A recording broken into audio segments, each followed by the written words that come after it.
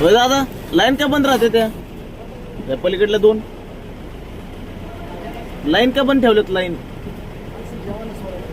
असे सकाळी पण बंद होते, सकाळी 7 वाजता पण जेवतात ते माणसं. सकाळी 7 वाजता माणसं जेवतात काय? आज खालापूर टोल नाक्यावरती मुंबईला जात असताना 3-4 लेन बंद होत्या आणि महागारी येताना सुद्धा 2-4 लेन बंद होत्या. म्हणून मी त्यांना सहज विचारलं तर त्यांचं उत्तर होतं की माणसं जेवायला गेलीत. त्याच्यानंतर मी त्यांना बोललो की सकाळी 7 वाजता कोण जेवण करतं? त्यावेळेस सुद्धा 3-4 लेन चालू होत्या.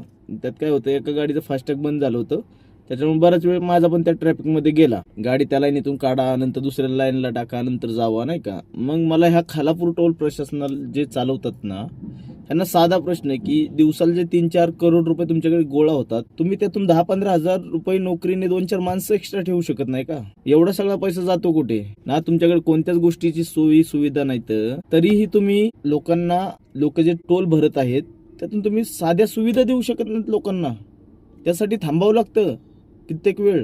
आणि प्रश्न विचारल्यानंतर तुम्ही सांगताय जेवायला वगैरे माणसांना सोडायला लागतं. हे सगळी फालतूगिरी आहे. ज्याला जसा महाराष्ट्र चालवायचा आहे तसा तो चालवत आहे आणि हे खूप धोकादायक आहे.